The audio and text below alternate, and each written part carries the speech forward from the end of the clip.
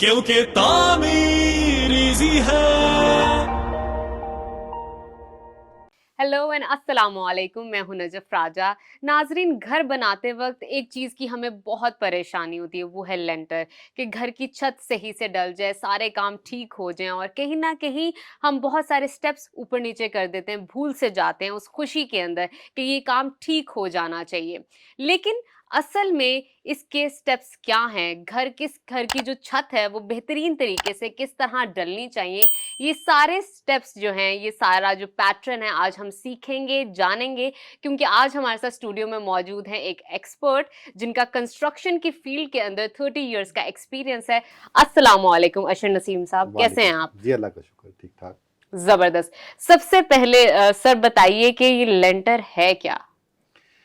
Actually लेंटर कोई word नहीं है, कोई टेक्निकल वर्ड नहीं है। हम इसको स्लैब भी कह सकते हैं, स्लैब जी। पोरिंग भी कह सकते हैं। तो लेंटर एक नॉर्मल जो हमारे मिस्त्री साहिबान हैं उन्होंने इसको नाम दिया हुआ है। क्योंकि लोग इस नाम यूज्ड से टू है, जानते यूज्ड हैं टू और है जी जी, पहचानते हैं। एग्जैक्टली अगर मैं स्लैब का वर्ड यूज करती, डेफिनेटली कोई ना उस जी तरह जी बात जी कैच जी, कर एग्जैक्टली पाता। एग्जैक्टली। तो इस बारे में जरा बताइए।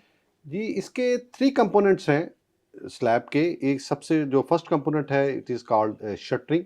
ओके। शटरिंग हमारे यहाँ पे नॉर्मली 2 तरह की इस्तेमाल की जाती है। एक शटरिंग जो नॉर्मली वुडन प्लैंक्स लोग इस्तेमाल करते हैं और वर्टिकल प्रॉप्स यूज़ करते हैं, जिसको हम बलियां कहते हैं। ओके। ओके। और दूसरी शटरिंग जो है उसको स्कैफोल्डिंग पाइप्स पे और उसके ऊपर आप स्टील प्लेट्स भी यूज़ कर सकते हैं और उसके ऊपर आप प्लाई भी यूज़ कर सकते हैं। लेकिन सर, हम अमूमन देखते हैं कि जो घर के लिए कंस्ट्रक्शन की जा रही है उसमें, जिस तरह आपने कहा, बल्लियां यूज की जाती हैं, बहुत कम स्टील का काम किया जाता है। ऐसा क्यों? वो इकोनॉमिकल होता है, लोग शायद ज़्यादा पे नहीं करना चाहते जिसकी वजह अच्छा। से वो करते हैं। लेकिन रिकमेंडेड तो यही होता है कि आप स्कैफोल्डिंग जो जो जो सेट पैटर्न है, स्कैफोल्डिंग पाइप, क्योंकि उनकी लोड कैरिंग कैपेसिटी भी ज़्यादा होती है। ठीक है। वो पाइप्स लोड्स ज़्यादा कैरी करते हैं और सेटलमेंट के चांसेस बहुत कम होते हैं। ठीक है। बलियों में सेटलमेंट के चांसेस हो सकते हैं ड्यूरिंग कंक्रीटिंग के, जब आप कंक्रीट पोर करते हैं ओके। तो बली जो है वो नीचे से डेफिनेटली वो टूट भी वुडन सकती है। है, वुडन है, वो टूट भी ठीक है। सकती है, स्लिप भी हो सकती है। तो रिकमेंडेड वही है कि आप इसको स्टील के जो पाइप्स हैं उनको यूज़ किया जाए। और आप जो जो फॉर्म वर्क है, आप प्लाई भी यूज़ कर सकते हैं और आप स्टील प्लेट्स भी यूज़ कर सकते अच्छा, हैं। चलें अब हम पैटर्न की बात कर लेते हैं, स्टेप्स की बात कर लेते हैं कि स्लैब डालने के लिए कौन से स्टेप्स होते हैं और किनको फॉलो करना चाहिए। जी, सबसे पहला स्टेप तो शटरिंग का होता है जी, कि आप ठीक है। सबसे पहले शटरिंग को प्लेस करते हैं। हम्म। और उसमें ख्याल रखना चाहिए कि शटरिंग बिल्कुल लेवल पे होनी चाहिए। ओके। बिल्कुल उसका लेवल जो है बिल्कुल एग्जैक्ट लेवल पे होनी चाहिए। और उसके जितने भी जॉइंट्स हैं हम्म। उनको हमें सील कर देना चाहिए। आप फॉइल यूज़ कर सकते हैं, आप उसको टेपिंग कर सकते हैं ताकि जो सीमेंट स्लरी है वो उसमें से लीक ना हो।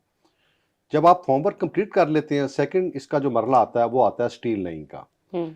तो जो स्टील है वो जो आपको स्ट्रक्चरल इंजीनियर्स ने जो भी आपको डाया जो है वो ड्राइंग में मेंशन हुआ हुआ है, और जो भी स्पेसिंग है उसके, वो स्टील जो है वो आपके जो स्टील फिक्सर्स हैं वो उसको स्टील को ले करते हैं। और इसमें फिर हमें नीचे स्पेसर बार्स, हमें स्पेसर्स देने चाहिए। जो स्टील के और शटरिंग के दरमियान में हम स्पेसर्स अराउंड 3/4 इंच के नॉर्मली स्पेसर्स दिए जाते हैं, ताकि स्टील जो है वो बिल्कुल एग्जैक्टली शटरिंग के साथ टच ना करे।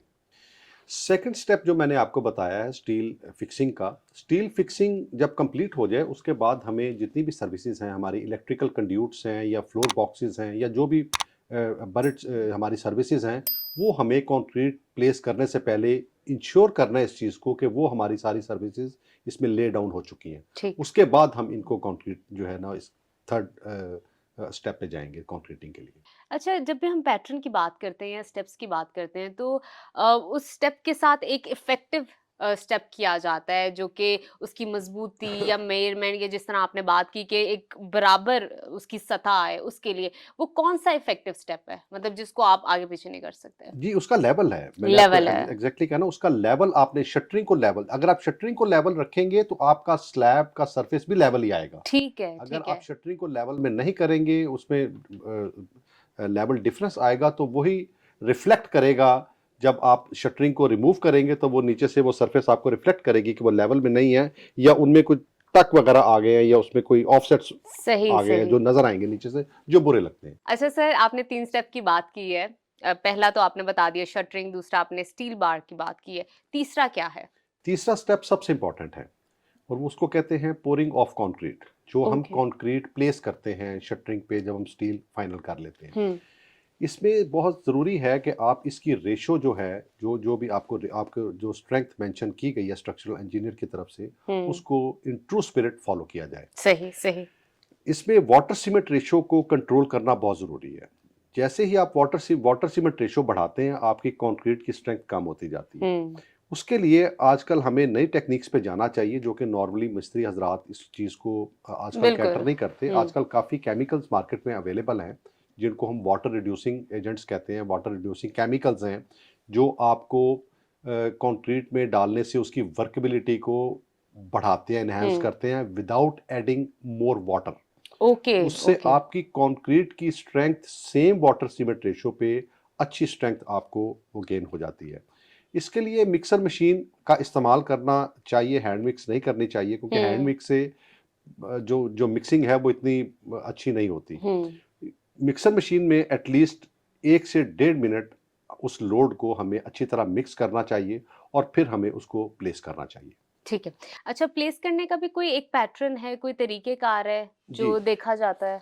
जी, इसमें नॉर्मली जो स्लैब की जो जो जो कंक्रीट होती है, उसके लिए हम एक लिफ्ट लगाते हैं। जो हम्म। मिक्सर मशीन है वो उस लिफ्ट में कंक्रीट पोर कर देती है, ठीक है। और वो जो लिफ्ट मशीन है वो उसको एलिवेट करके फर्स्ट फ्लोर पे ले जाती है, और वहां से व्हील बैरो से हमारे जो हम उसको पोर लेबर करते है वो हैं उसको पोर करते हैं। और फिर देखते हैं कि लेवल जी इक्वल हो। एग्जैक्टली एक तो लेवल जो आपका मैसन है उनको पता होना चाहिए कि स्लैब की थिकनेस कितनी डालनी है, और हम्म। उनको एक निशान या कैंडा उसको कहते हैं नॉर्मली, हम्म। वो अपने पास उनके पास होता है, जो वो जहाँ से वो उसकी डेप्थ मेजर करते रहते हैं कि कंक्रीट की थिकनेस हम कितनी पोर कर रहे हैं।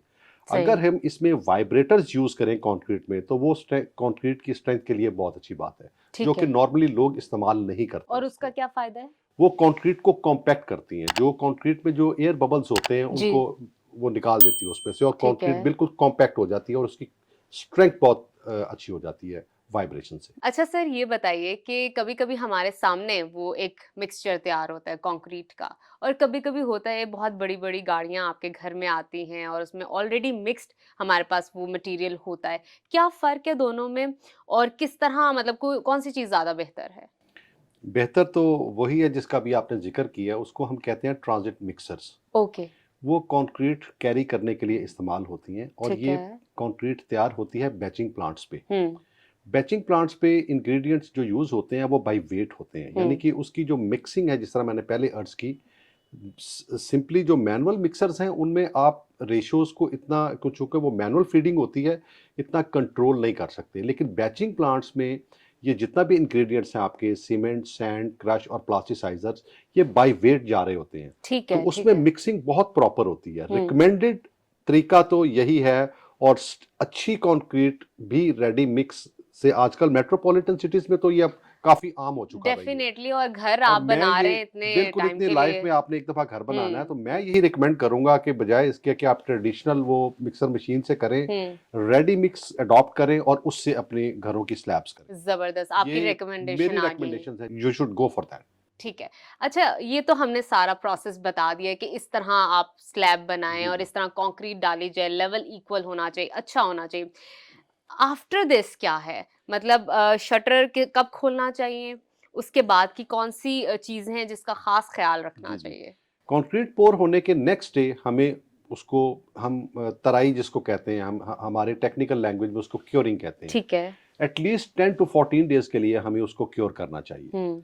पानी से। खास तौर पे जिन दिनों में टेम्परेचर्स बहुत ज़्यादा राइज कर जाते हैं, उन दिनों ओके। में क्योरिंग का बहुत ख्याल रखना चाहिए। सही। और शटरिंग खोलने के लिए 10 to 14 डेज, 14 डेज के बाद आपको फॉर्मवर्क रिमूव करना चाहिए, हुँ। क्योंकि 14 डेज में ऑलमोस्ट 80% स्ट्रेंथ गेन हो चुकी होती है कंक्रीट की।